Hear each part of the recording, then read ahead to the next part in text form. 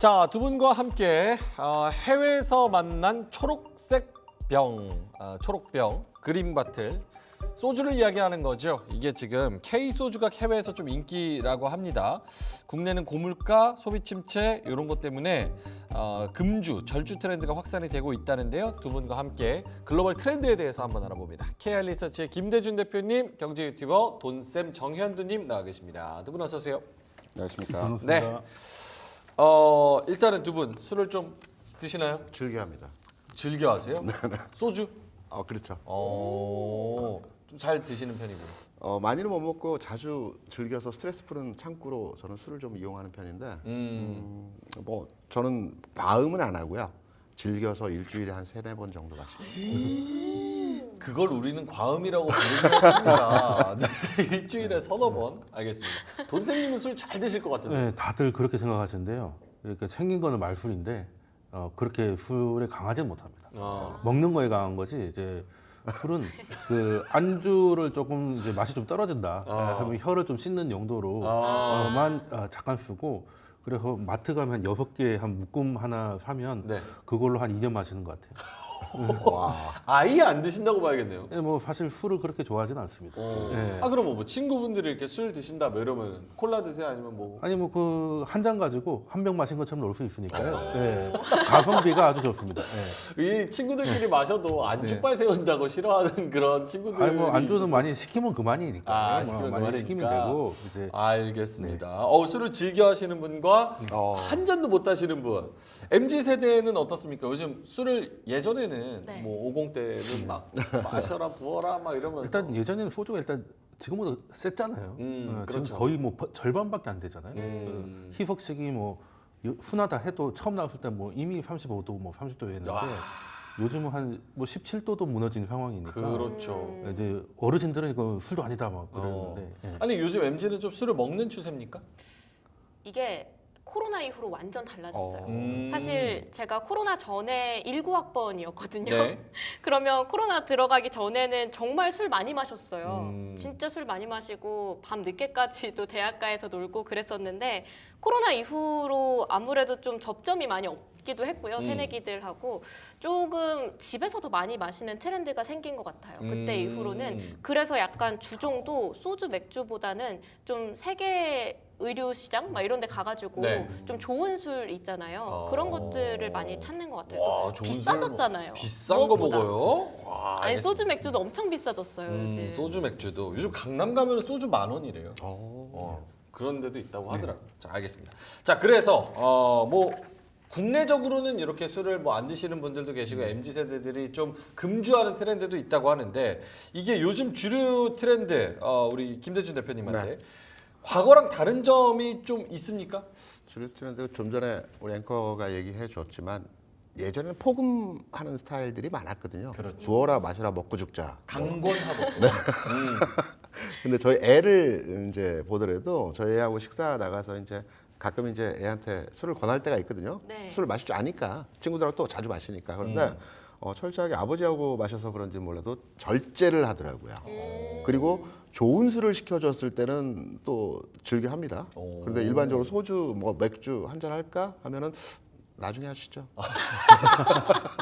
그거는 이제 아버지와의 관계가 문제가 아니라 주류의 문제가 아닌 것 그래서 같아요. 어쨌든 주류 트렌드 네, 자체가 주류 트렌드가. 저희 세대 때만 하더라도 그냥 술자리 있으면 그 술 주종을 가리지 않고 그냥 마시는 뭐 인간관계이니까 그런 형태였다라고 한다면 이제는 좀 즐기는 그런 형태 문화로 좀 바뀌는 것이 아닌가라고 생각을 합니다.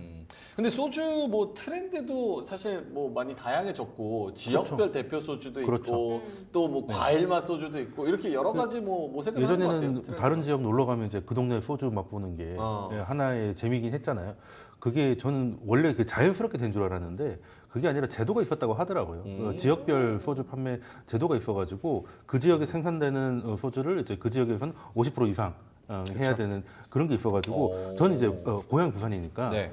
저 때만 해도 이제 시원 소주가 최고의 히트. 그때 23도 소주를 이제 처음 주도했던 게 시원이거든요. 네. 예, 그래서 이제 다른 소주들도 점점 내려오다가 이제는 23도면 굉장히 좀 강한 술이 됐는데 그때만 해도 저도수의 출발이었다고 보면 되죠. 요 시원 소주가 네, 그래서 부산 친구들은 서울 오면 어딜 가든 뭐 시원 찾다가 없다고 그러면은 뭐 이런 동네가 다 있냐 뭐 이런 기억이 나는데요. 그래서 이제 사실 그 소주라는 게 원래는 이렇게 지금 먹고 있는 소주하고는 완전히 좀 다른 거잖아요. 소주의 그 소자가 그 소각할 때 그 불태운다. 그 그래요? 소자. 그래서 불태우는 술이다. 이게 뭘 불태우냐 했더니 그냥 술을 끓이면 네. 술을 끓여서 이제 증류하는 거죠. 술을 끓여서 그냥 와인 같은 것들은 20도 넘어가는 게 거의 없잖아요. 네. 자, 그런 것들을 끓여가지고 위에 맺히는 거를 모아가지고 마셔봤더니 한 4, 50도 나오는 거죠. 그러니까 이제 이게 이제 주당들은 이게 술이다 이렇게 돼서 굉장히 좀 고급 술이고 우리나라에서 소주잔이 좀 되게 작잖아요. 네. 근데 이게 우리나라 청주나 막걸리 같은 거를 이제 쌀로 빚은 다음에 그 술을 다시 끓여서 만든 게 소주거든요. 그러니까 쌀 10kg에 소주 1리터가 나온다는 거예요. 굉장히 비싼 거니까. 그렇죠. 그러니까 비싼 거니까 아껴 마시자라고 해서 잔이 작았던 게 지금까지 내려온 거라고 하더라고요. 아, 그래요? 네, 그러니까 위스키도 왜 작은 잔에 마시잖아요. 그쵸. 비싼 것들은 근데 소주도 원래는 그런 거였다. 굉장히 그 전통 소주 중에 안동 소주 유명하잖아요. 네. 안동 소주 유명한 게 안동에 이제 양반들이 많으니까 이제 양반들은 이제 그 아무래도 쌀이 좀 여유가 있으니까 소주를 이제 만들어 먹을 수 있는 그런 게 남아 있어가지고 그런 데가 유명한 것이고 예, 그래서 사실은 원래는 굉장히 고급 술이었다. 이었는데 예. 이제 지금은 이제 바뀌어서 희석식으로 바뀌어서 이제 그냥 예전처럼 이제 인간관계로서 싸게 마시는 서민 술의 상징이 되어 버렸던 거죠. 그래서 지금 2024년 요즘 트렌드 한 10년 전부터 그랬던 것 같은데 소주에도 과일 맛 이런 것들이 나오면서 MG를 좀 공략을 예, 해요. 예전에 뭐 순하리 이런 거 나와가지고 주식도 많이 움직였던 네. 한 10년 전쯤에 기억이 나고 얼마 전에 또 막걸리도 그 국순당 같은 거 굉장히 좋았지 않습니까?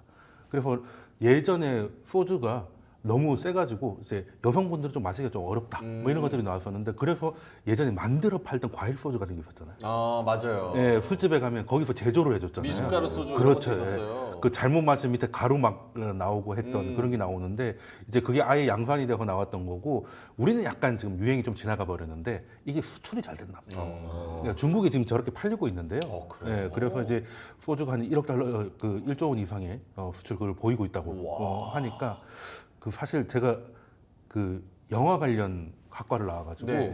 그때 우리나라 컨텐츠가 이렇게 뜨기 전에 뭐 홍상수 감독 정도만 메이저가 아닌 정도로 알려져 있던 시기에도 부산 국제영화제가 출발할 때 뭐 자원봉사 나가고 하면 외국인들이 와가지고 한국 영화 꼭 하고 싶은 게 있다라고 하길래 뭐냐고 물어봤더니 한국 영화에 보면은 진실을 말하게 하는 초록색 병이 있다라는 거예요.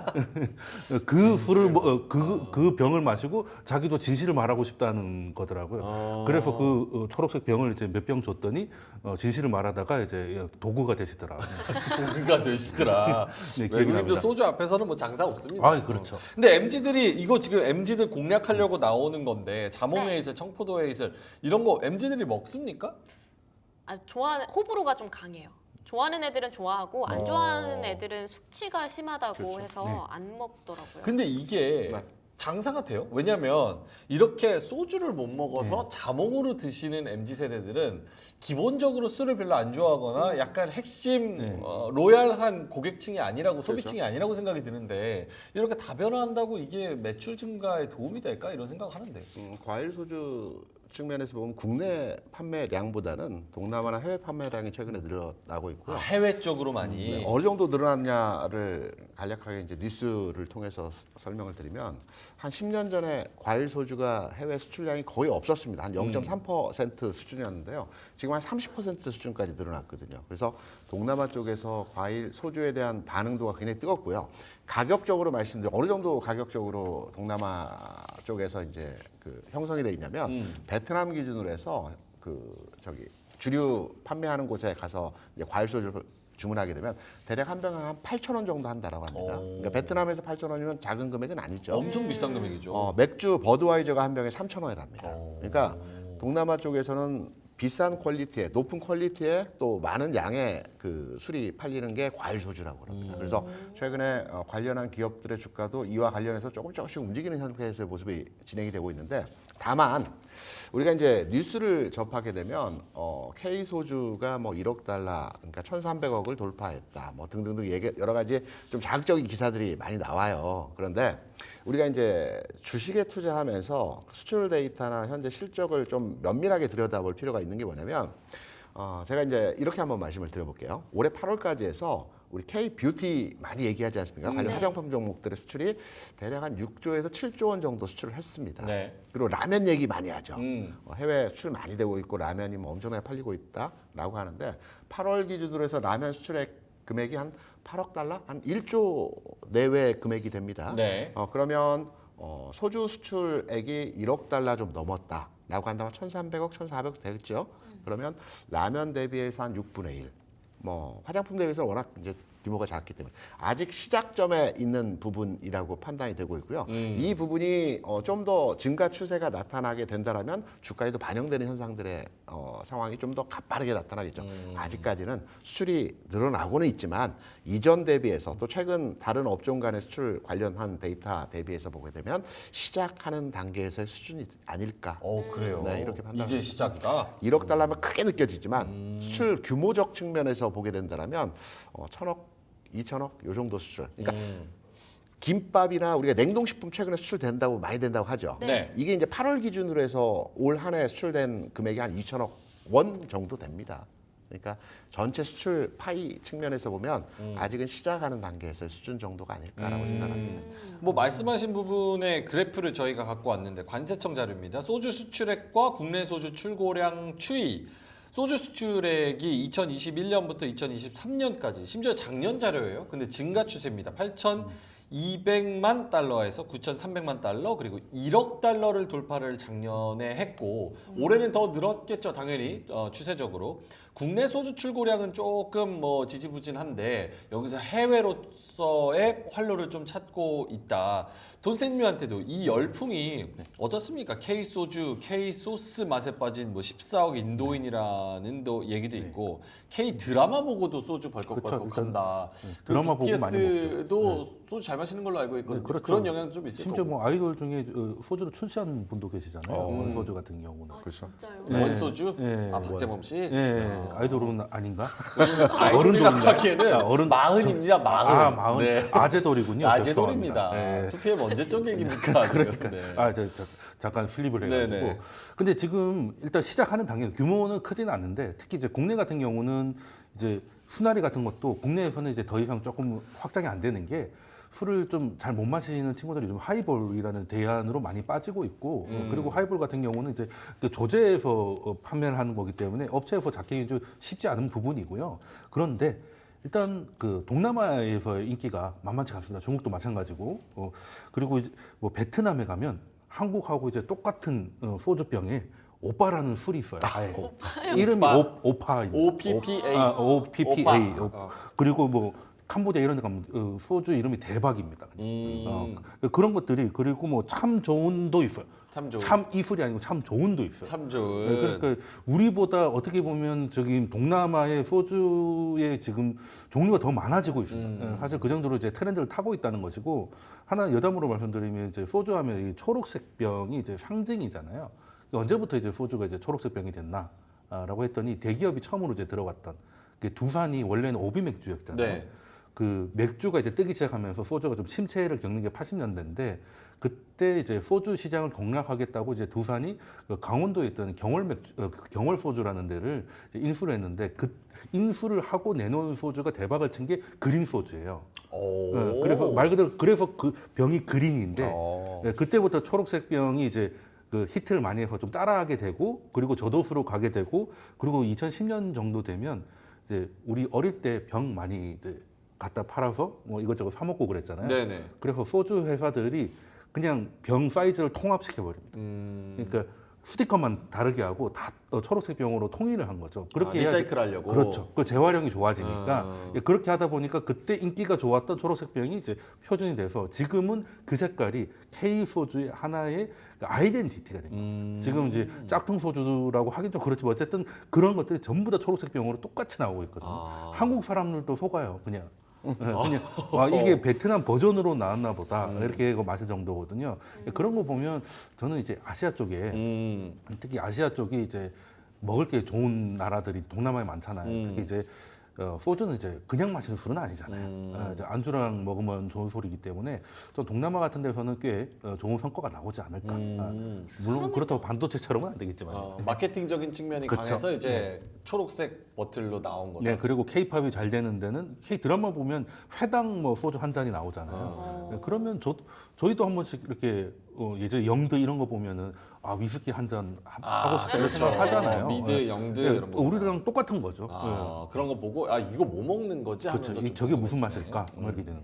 그러면요 대표님 네. 방금 돈쌤이 뭐 드라마나 이런 거 얘기해 주셨는데 네. 우리나라의 소주가 왜 이렇게 해외에서 잘 팔리게 된 걸까요?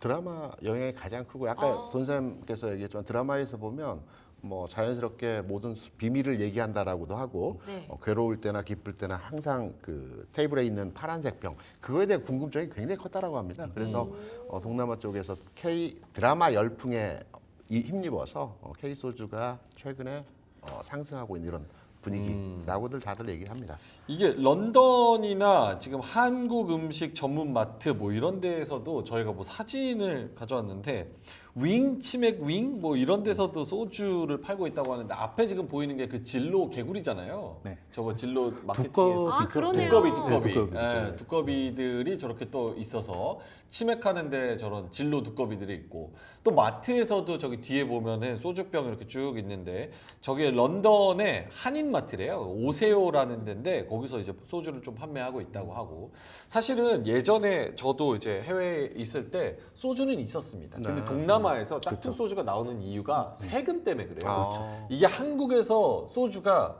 너무 뭐 비싸죠. 몇천 원 해가지고 넘어가잖아요. 그렇죠. 그럼 거기에 이제 관세가 붙어가지고 술은 소주 한 비싸죠. 병에 2만 원씩 해요. 네, 맞아요. 정식으로 수입하면. 그러니까 이제 거기 나라에서 자체적으로 짭퉁을 만들어서 싸게 이렇게 주는 그런 유행들이 저 유학생 때도 있었는데 지금은 이제 외국인들이 소주를 찾는 그런 문화로 많이 바뀌었다. 아까 그 진로의 두꺼비였잖아요. 원래는 원숭이였습니다. 네? 원래는 원숭이였어요. 진로가 이 마스코트가 원숭이였다고요? 원숭이였습니다. 원숭이 안 어울리는데 두꺼비가 딱인데. 이래서 바꾼 거래요. 예, 원래는 원숭이를 했는데 원숭이에 대한 인식이 별로 안 좋으니까 이거 어디 구한말 때 아니에요? 지금 말씀하시는 거. 구한말보다 조금 내 1924년 때 이제 진로가 출발을 하거든요. 그때 출발해요, 예, 예. 진로가. 예, 그래서 제 친구가 이제 그냥 참이슬로 먹고 사는 친구가 있거든요. 이제 걔는 통장 비밀번호 전부 다 1924입니다. 애사심이 뛰어난 분이네요. 그래서 이제 그러다 해방되고 전쟁이 터지면서 부산까지 내려오고 막 하다 보니까 그때는 남부 지방은 의외로 이제 원숭이에 대한 인식이 안 좋아가지고 그래서 이제 두꺼비로 이제 바꾼 거예요. 거고 그리고 이제 그 전설의 그 빨간 딱지가 이제 그때 나오는데 그때부터 이미 두꺼비가 돼 있어가지고 이제 우리나라 소주 하면 우리 어릴 때 아빠 심부름 가면 빨간 뚜껑 사오라고 했잖아요. 네. 딱 그게 그때거든요. 예, 그러고 나서 이제 맥주 시대로 넘어간 거예요. 진짜 구한말 그냥 애드립으로 했는데 진짜네요. 진로 창업주가 북에서 이제 내려오네요. 6.25때 내려오셔가지고 이제 창업을 했지 않습니까? 장하를. 북쪽에서는 원숭이가 굉장히 길조는 아니고 굉장히 좋은 좋은 동물이라고 많이 생각을 한대요. 그래서 원숭이 마크를 했는데 남쪽으로 내려다 보니까 원숭이가 그렇게 좋은 인상을 안 줘서 두꺼비는 돈을 연상시키지 않습니까? 그렇네요. 두꺼비로 바꿨다라고 하는. 금두꺼비 뭐 이런 거. 그렇죠. 예전에 뚜껑에서 금두꺼비 나오면 진짜 금두꺼비로 바꿔준 이벤트도 하고 있었어요. 와, 진짜 구한말 때 아니에요? 그거는 구한말 아니고 70년대, 80년대. 70년대, 80년대. 와. 그 현금 이벤트도 많이 하고 그래서 이제 우리 지금 술 마시고 있으면은 뭐 마케팅 많이 하잖아요. 네, 술집에서. 네. 그런 거에 모든 거의 출발은 진로라고 보면 되는데 진로가 북한의 진천 지방에서 시작을 해가지고 네. 진천의 진짜하고 이게 증류수잖아요. 증류기 때문에 위에 이술이 맺힌 게 떨어진다라고 해서 그래서 이제 그래서 진로거든요. 그래서 그걸 한글화 시킨 게 참이슬인 거예요. 진천 지방에서 물방울 떨어지는 그 증류수를 예, 그 진천 지방의 이제 증류주다라고 해서 이제 진로. 진로인데 이제 그게 참이슬까지 온 거죠. 진짜다 해서. 그렇죠. 오늘 술 드시는 당하고 가는 것 같아요. 술도 안 드시는 분께서 근데 이렇게 뭐 여러 가지 뭐 이야기들을 하고 좋기는 한데 이게 주류 업계가 과연 괜찮을까? 약간 이런 생각을 해요. 왜냐면 새벽 술자리도 요즘 많이 안 하고 안 술도 하죠. 강권하지도 않고 그 술을 안 마시는 추세고 담배도 마찬가지잖아요. 담배도 안 피는 추세고 금주하자는 추세고 유튜브에서 뭐 술방 이런 거 하면은 또 딱지 붙고 막 이런 추세이기 때문에 이런 거를 좀 트렌드하는 걸 돌파할 주류업계가 돌파고 수출은 뭐 잘 되는 건 그렇다 치는데 무슨 아이디어 뾰족한 수가 있을까 생각이 들거든요. 그래서 최근에 주류 문화가 바뀌고 있는 것이 아까 좀 전에 여러 가지 얘기하셨지만 하이볼 같은 형태 네. 믹스돼 있는데 가벼우면서도 믹스됐고 뭔가 좀 고급스러워 네. 보이는 형태의 주류 문화들이 바뀌고 있거든요. 우리가 이제 마트나 편의점을 가게 되면 이제 하이볼을 딱 만들어서 팩에다가 이제 섞어서 만들어서 파는 국내 주류 회사의 제품들이 최근에 많이 출시가 되고 있거든요. 이런 부분이 하나의 돌파구로서의 방법이 되지 않을까라고 생각을 합니다. 돈쌤님은요? 이거 그래서 저는 이제 내수 쪽으로는 일단 지금 모든 소비 트렌드가 팬시함입니다. 팬시함. 네, 팬시해야 돼요. 그러니까 힙합?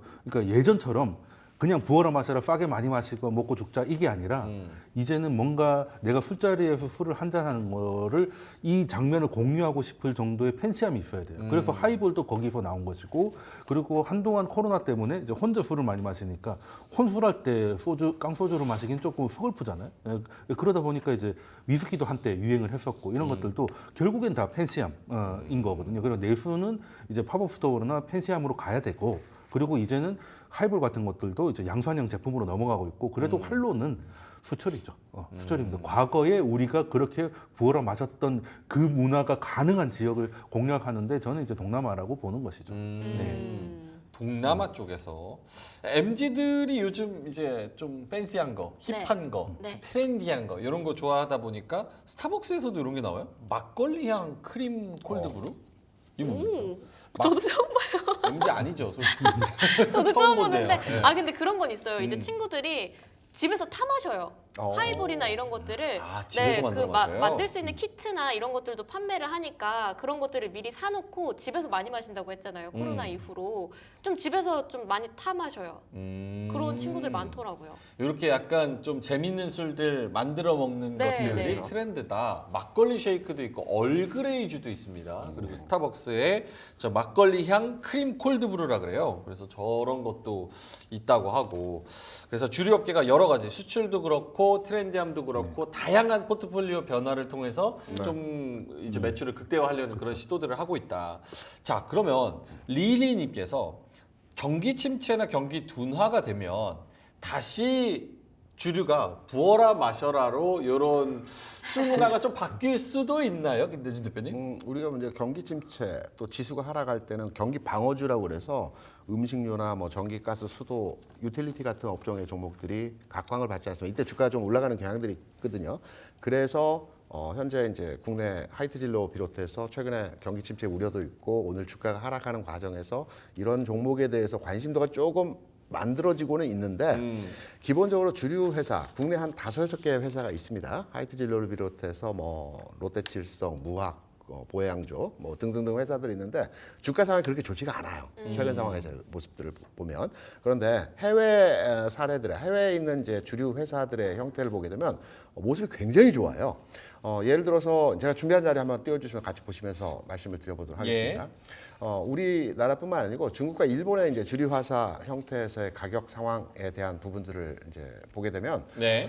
중국에서 뭐 최근에는 이제 시가총액 상위 1위가 바뀌긴 했지만 한 6-7개월 전만 하더라도 지난해만 하더라도 중국의 시총 1위 종목이 마오타이 생산하는 그 네. 귀태 그 저기가 1위였지 않습니까? 시총 좋죠. 1위였습니다. 네네. 그리고 일본 같은 경우는 아사히 홀딩스 그룹이라는 그 아사히 맥주 만드는 회사, 요 회사가 시총 상위권에 있습니다. 그런데 국내 회사의 그 형태를 보게 되면 롯데칠성이 시총이 좀 높긴 하지만 롯데칠성 같은 경우에도 그 주류 판매 비중이 전체 매출에서 한 10% 정도밖에 안 됩니다.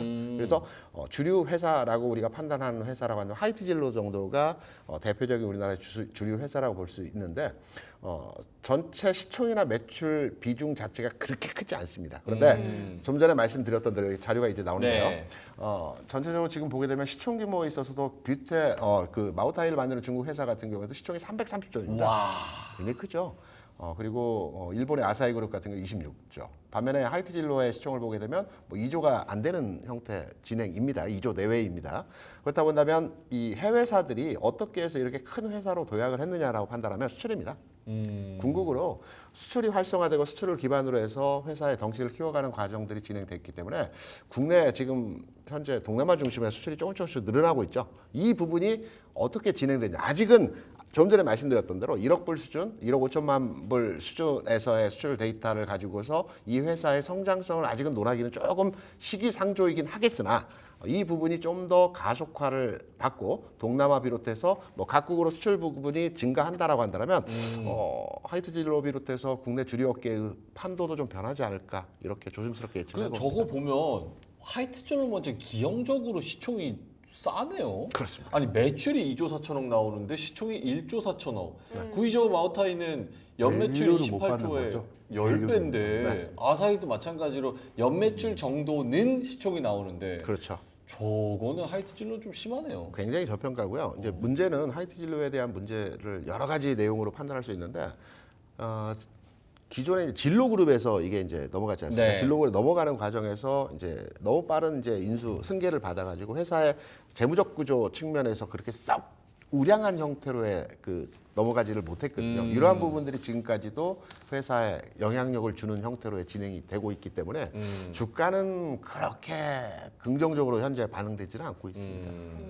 일단 뭐 주로 내수에 기대고 있는데 지금 좋게 볼 수가 없는 게 일단 회식 문화 같은 것도 많이 사라지고 있고 그쵸. 그리고 이제 주로 소비를 많이 하던 40, 50대들이 이제 늙어가고 있습니다. 그래서 이제 몸 생각을 하고 있어요. 예전처럼 못 마십니다. 저도 이제 친구들하고 오랜만에 만나면 오늘 먹고 죽자 하는데 12시 반 되면 졸고 있어요. 그러니까 잘 안 드신다고 하시지 않으셨나요? 그러니까 술자리는 많이 갑니다. 근데 표시 안 나게 적게 마시는 것이지 옆에서 보면 이제 잘 마시는 것처럼 보이긴 하거든요. 해보면 근데 친구들이 이제 더 이상 이제 예전에 돈이 없어서 못 마셨는데 이제는 체력이 없어서 못 마셔요. 체력이 없어서. 그러니까 이제는 그렇게 술을 마실 일이 별로 없게 되는 거예요. 그러니까 내수뿐인데 내수는 이제 점점 줄어들고 있고 수출은 이제 막 시작하는 거니까 밸류를 받기가 상당히 어렵죠. 그래서 아사히 같은 경우만 해도 뭐 우리나라에서 한때 일본 맥주 불매 운동이 있었음에도 불구하고 뭐 이게 새로운 모델이 나와가지고 네. 오픈런도 하고 했던 그런 슈퍼드라이. 그렇죠. 네. 그런 거 같은 우리도 좀 팬시한 상품들을 수출까지 좀 해야 뭐 어떻게 활로를 찾을 수 있지 않을까. 지금은 너무 그냥 옛날 그냥 한국 사람은 소주지 여기에 머무르고 있는 듯한 느낌이다. 그래서 가끔 이렇게 뭐 막걸리라든지 아니면 뭐 새로운 소주가 나왔을 때는 반응을 하거든요. 네.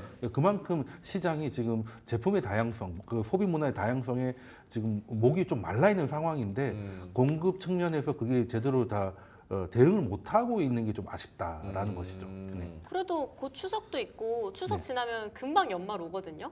근데 보면 아까 대표님께서 네. 하이트 진료가 약간의 저평가 구간이라고 했잖아요. 당연히 저평가 곧 연말도 있고 추석도 있는데 이때는 좀 어떨까? 이제 점점 좋아질까요? 연말 추석이 주류주들? 아니고요. 이제 제가 증권학교에 오래 있다 보니까 네. 주시장이 상승할 때, 강하게 상승할 때 우리가 회식하고 술을 많이 마실까요? 오늘같이 하락할 때 하락할 때. 그렇습니다. 왜일까요? 마음이 상승할 아프니까. 때는 내 종목이 안 올라가는 경우도 있어요. 다 올라가는 게 아닙니다. 전체적으로 올라가는 것이 아니어서 상대적으로 내가 소외받는 경우들도 있고 네. 하락할 때는 다 빠집니다. 그러니까 술 한잔 하자 오케이 합니다. 상승할 때는 술 한잔 하자 약속 있습니다. 뭐 이렇게 나오는 경우들이 있어가지고 연말보다는 주류 소비가 뭐 계절적으로 또는 그 어떤 시기적으로 이렇게 늘어났다 줄어들었다 하는 게 아니고요. 우리나라 같은 경우는 내수가 가장 강한데 평균적으로 평이합니다. 그래서 큰 변화 없이 네. 뭐 연말로 간다 그래서 뭐 여름으로 간다 그래서 그렇죠. 뭐 크게 막 변화가 있는 것도 아니고 네. 알겠습니다. 돈쌤님은 어때요? 주식 관점에서 봤을 때 앞으로 뭐 연말이나 이런 게 좀 더 좋아질 수 있을지. 그런 주식을 사면 술 마실 일이 더 늘지 않겠습니까? 네, 그래서 그냥 이제 제품을 사자. 주식을 사지 제품을 말고 사는 게 낫다. 제품을 사가지고 이제 과음하지 않는 선에서 이제 즐기는 게 좋지 않을까. 지금 굳이 아무리 경기 방어의 느낌도 있지만 지금 그 정도로 경기 침체는 아니기 때문에 지금 주류주를 지금 볼 가능성은 모르겠습니다. 주류주 사서 떨어지면은 에이 이거 뭐 매출도 안 나오는데 내가 사서 마셔야겠다 이러면서 더 네, 떨어지면 이게 몇 병을 날린 거예요. 이렇게 되는 거기 그러니까. 때문에. 근데 하나 그냥 가능성이 있는 게요. 미국 시장에서 최근에 가장 강한 종목, 제일 많이 오르고 가장 강한 종목이라고 한다면 코카콜라입니다. 코카콜라가 역사적 신고점을 돌파하고 오늘 새벽에 끝나면 미국 시장의 흐름을 보더라도 오늘 전체적으로 다 빠졌는데 코카콜라는 플러스였습니다. 굉장히 강하거든요. 내수주이면서 경기 민감주이면서 음식료 업종이 미국 시장에서 굉장히 강하거든요. 네. 이런 맥락에서 본다면 국내 시장에서도 관련 업종의 주가도 가능성을 두고 판단할 수 있다라고 저는 일부 긍정의 판단으로 생각을 합니다. 그뿐만 아니라 제로 콜라가 나와가지고 아 맞네요. 예전에는 이제 탄산 같은 거 밖에다가 내어놓고 무료로 리필하는데도 이제는 제로만큼은 안에다가 들여놓는 경우가 있어요. 이게 제로다 보니까 끝도 없이 마십니다. 근데 소주도 제로 있잖아요. 네.